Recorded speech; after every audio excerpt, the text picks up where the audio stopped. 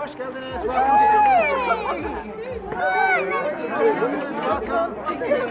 Again. Hoş geldiniz. Welcome to Canada Day. Oh, that's an unusual looking beverage. It's got ribbons in it. All right. Self-destructing.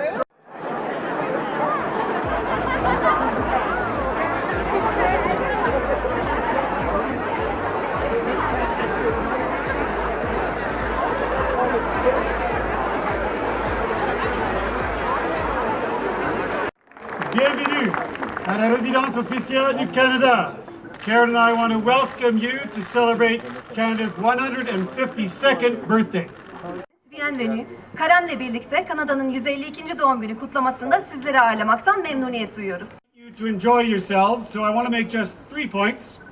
First, I want to emphasize that we've had a very good year with Turkey, with more high-level visits and more milestones than in the previous 75 years of diplomatic relations, which we celebrated in 2018. Bu gece çok eğleneceğiz. Ancak öncesinde dile getirmek istediğim 3 husus var. Öncelikle Türkiye ile birlikte çok iyi bir yıl geçirdik. Diplomatik ilişkilerimizde geçen yıl 2018'de bıraktığımız 77 yıla nazaran daha fazla üst düzey ziyaret gerçekleşti ve çok daha fazla yol aldık. This included a first monument at Gallipoli, a first trade framework, known as a Joint Economic and Trade Commissioner, JETCO, and a first roadmap on political talks. Burada dikilen bir ilk anıt, ticaret çerçevesi, JETCO diye tabir edilen Ortak Ekonomik ve Ticaret Komisyonu ve siyasi görüşmeler bağlamında bir yol haritası. So after 75 years, we are finally and firmly on each other's agenda. 75 yıldan sonra nihayet ve kararlı bir şekilde iki ülke birbirinin gündeminde. Second, Canada's relations with Turkey will be guided by Canadian themes. And what are they? İkinci olarak Kanada'nın Türkiye ile olan ilişkilerine Kanada'nın temelleri rehberlik edecektir. Peki bunlar nelerdir? D'abord, plus de démocratie et de droits de la personne, y compris nos élections fédérales d'ici octobre, et l'action sur le rapport sur femmes autochtones disparues et assassinées, qui souligne la nécessité de redoubler l'effort pour se réconcilier avec nos peuples autochtones. Bunlar öncelikle daha ileri demokrasi ve insan hakları. Ekim'deki seçimlerle kayıp ve maktul aborjin kadınları hakkında yakın zamanda yayınlanan raporlara cevap olarak yerli halklar konusunda çabalarımızı 2 katına çıkarmalıyız. Comme vous le savez, we see gender equity and inclusion as about fundamental rights and dignity. Our federal cabinet, our ambassador corps are equally men and women, but more is needed, especially in our private sector. Bildiğiniz üzere toplumsal cinsiyet eşitliği ve içerme politikaları bizim için temel haklar ve insan onuruna eşdeğer. Federal Bakanlar Kurulumuz ve Büyükelçiler Teşkilatımız içerisinde kadın ve erkek sayısı artık eşit. Ancak bu konuda özellikle özel sektörde daha fazla ilerlemeye ihtiyaç var. Canada, the world's second biggest country, has a special duty to future generations to protect our environment. The House of Commons, our lower house of parliament, declared a national climate emergency, reaffirming our Paris Agreement targets. Yet, we still need to redouble our efforts. Kanada dünyanın en büyük ikinci ülkesi olduğu için çevre koruma alanından gelecek nesillere karşı daha büyük bir sorumluluğa sahip. Temsilciler Meclisimiz çok kısa bir zaman önce iklim alanında ulusal bir acil durum ilan ederek taraf olduğumuz Paris Anlaşması'nın hedeflerine bağlılığımızı bir kere daha kanıtladı. Çabalarımızı tekrar 2 katına çıkarmalıyız. Our economy, while strong, must be increasingly based on advanced technology like artificial intelligence, for which we are number 3 in the world, supported by the world's highest level of post-secondary education at 55% of all Canadian adults.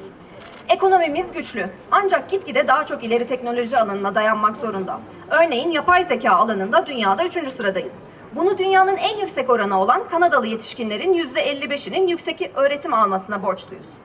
Our foreign policy reflects our bilingual and multicultural democracy, which includes a growing number of Turkish Canadians. Prime Minister Trudeau has said that diversity is Canada's strength, and as such, the doors to Canada remain firmly open to immigrants, to students, and to refugees. Dış politikamız iki dilli ve çok kültürlü demokrasi anlayışımızı yansıtıyor. Bu bağlamda Türk kökenli Kanadalıların sayısı gitgide artmakta. Başbakan Trudeau, farklılıkların Kanada'nın gücü olduğunu defaatle dile getirdi ve buna uygun olarak Kanada'nın kapıları göçmenlere, öğrencilere ve mültecilere kararlılıkla açık durmaya devam etmekte. Diversity is strength, and that's why we advocate a just, effective, and rules-based multilateral system founded on the United Nations, where every country has a voice and reinforced by greater and freer trade among them.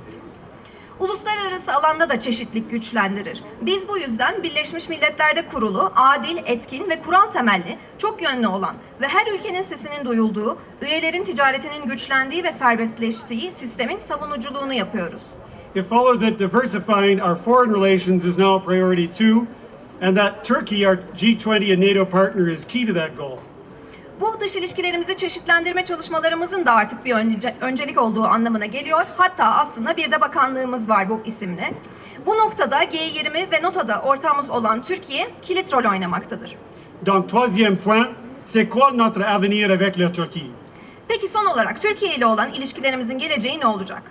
On security, we will work with you to make the world safer, countering Islamophobia, upholding principles, protecting refugees like the Rohingya, and combating human rights crimes like those committed in Syria.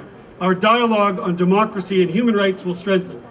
Güvenlik alanında İslamofobiye karşı çıkarak, Arakanlı mültecileri koruyan ilkeler gibi değerleri destekleyerek ve Suriye trajedisinde gördüğümüz gibi insan hakları alanında suç işleyenlerle mücadele ederek dünyayı daha güvenli bir hale getirmek için birlikte çalışacağız. Demokrasi ve insan hakları konusunda diyalogumuz güçlenecek. L'éducation sera au cœur de nos relations. Canada is already a top university choice. We aim now not just to receive students, but to collaborate with Turkey on research through agreements such as those the University of Toronto just signed with counterparts. Two leading Canadian universities, Carleton and Waterloo, are led by Turkish Canadians, adding momentum. Eğitim ilişkilerimizin merkezinde olmaya devam edecek. Kanada hali hazırda en çok tercih edilen üniversite seçeneği. Bizim bu alandaki amacımız sadece öğrenci kabul etmek değil. Ayrıca araştırma alanında Toronto Üniversitesi'nin Türk mevkidaşları ile imzaladığı anlaşmalarla da işbirliği yapmak. Şu an en iyi iki Kanada Üniversitesi'nin Carleton ve Waterloo'nun yönetiminde Türk kökenli Kanadalıların bulunması da buna ivme kazandırıyor.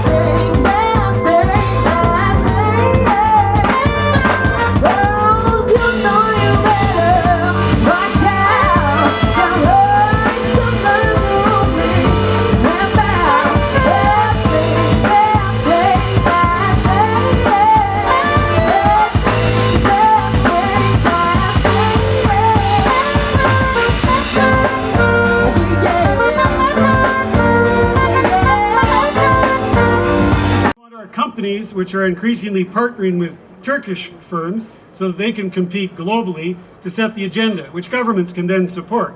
Under our new JETCO, we will encourage their ideas on how to go faster. Ticaret iki katına çıktı bile. Biz Türk firmalarla ortaklık yapan ve gitgide sayısı artan şirketlerimizin küresel anlamda gündemi oluşturmak için rekabet etmelerini istiyoruz. Buna devletlerimiz destek verebilir. JETCO çatısı altında bu fikirlerin hızlanması için gereken desteği vereceğiz. We know from their generosity that these companies very much want this to happen, and we thank them and all of our sponsors for tonight. Cömertliklerine bakarak şirketlerimizin bu söylediklerimizin olmasını çok istediklerini görebiliyoruz. Sponsorlarımızın her birine çok teşekkür ediyoruz bu gece için. So now, experience Canada from coast to coast to coast, because like Turkey, we too have 3 coasts, with food and drink from all our regions. Our band's sole project and DJ Bettis will keep you dancing to Canadian songs until early morning. Bu gece 3 kıyıya uzanan Kanada'nın tüm bölgelerinin, bu arada Türkiye gibi 3 kıyımız var, yiyeceklerini ve içeceklerini tatma şansınız olacak. Soul Project adlı müzik grubumuz ve DJ Bediz sizlerin sabahın erken saatlerine kadar Kanadalı hit müzik parçalarına eşlik edip dans etmenizden sorumlu. Geçtiğimiz yıl diplomatik ilişkilerimizin kurulmasının yıl dönümü vesilesiyle de ülkelerimiz arasındaki dostluk ve dayanışma bağlarını daha da pekiştirdik. Arasındaki dostluk ve dayanışmanın en önemli simgelerinden biri olan Gelibolu ruhunun her geçen yıl daha da görünür hale gelmesinden ve daha da güçlenmesinden dolayı da büyük bir memnuniyet duymaktayız. Çanakkale'de geçen yıl açılışı yapılan, Kanada'da da Newfoundland ve Labrador eyaletinin başkenti St. John's'ta dikilecek olan anıtlarla da bu ruhu gelecek nesillere taşıyabileceğimizden ve aktarabileceğimizden dolayı da büyük bir mutluluk duyuyoruz. Bunun yanında 1982 yılında Ottawa'da teröristlerce hunharca katledilen Ottawa Büyükelçiliğimiz askeri ateşisi Şehit Albay Atilla Altınkanad'ın ve yurt dışındaki görevleri sırasında şehit olan tüm diplomat ve kamu görevlilerimizin de anısına yapılan 6 kat anıtında bu ruhu Kanada'da en iyi şekilde sembolleştirmektedir.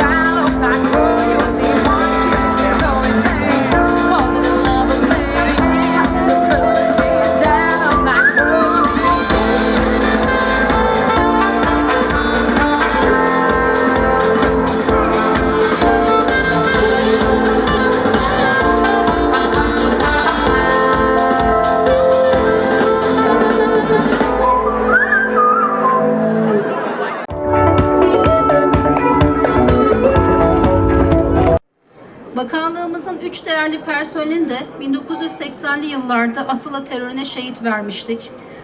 Bu vesileyle vatan savunmasında ya da vatanı için çalışırken hayatını kaybeden tüm şehitlerimizi de rahmetle ve minnetle anıyorum bir kez daha. Hem bölgesel hem de küresel gelişmeler açısından oldukça hareketli ve yoğun bir dönem geçirdik. İçinden geçtiğimiz bu değişim ve dönüşüm sürecinde ortak değerlere ve çıkarlara sahip olduğumuz müttefik ülkelerimizle işbirliğimize büyük bir önem atfetmek. Kanada ile Birleşmiş Milletler ve G20 gibi çok taraflı platformlarda ortak değerler temelinde işbirliğimizi sürdürmekte ve uluslararası terörizme karşı birlikte mücadele vermekteyiz. İşbirliğinde her alanda daha da geliştirmek istiyoruz. We want to further develop political and commercial cooperation between our countries in all areas.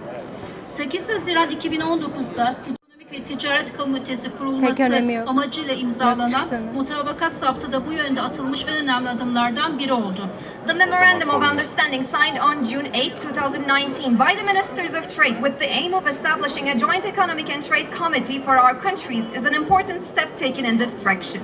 3 milyar doları aşan ikili ticaret hacmimiz sevindirici olmakla beraber yeterli bulmuyoruz. Bunu daha da arttırmak istiyoruz. Bu amaçla da serbest ticaret anlaşması müzakerelerine vakit kaybetmeksizin başlamamızın da yararlı olacağını düşünüyoruz. To this end, eğitim ve kültür alanındaki işbirliğimizin yanı sıra tabii ki biz Türkiye olarak daha fazla Kanadalı turist de ağırlamak istiyoruz. Değerli dostlarımız, tarih boyunca hoşgörü, özgürlük ve mutluluk arayışında olan Türk ve Kanada halklarının paylaştıkları ortak değerlerin gelecekte de ilişkilerimize ışık tutacağına yürekten inanıyoruz. dear friends, I would like to Ülkelerimizde hem de dünyada yüceltmek için dost ve müttefik ülke Kanada ile beraber işbirliğimizi her alanda daha da güçlendirerek birlikte çalışmaya devam etmek istiyoruz. Ayrıca sözlerimin sonunda 2019 NBA şampiyonluğunuz için de tebrik etmek isterim. Kanada'nın bağımsızlık gününü bir kez daha tebrik ediyorum. Dost Kanada halkına da en yüce sevgilerimizi iletiyoruz. Teşekkür ederim.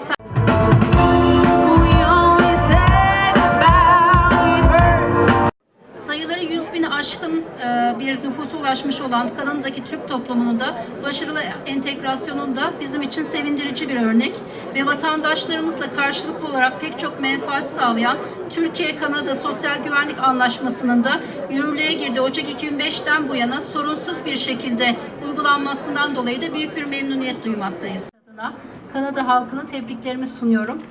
Bildiğiniz gibi Türkiye ile Kanada arasında gücünü tarihten alan dostluk ve müttefiklik ilişkileri bulunmaktadır.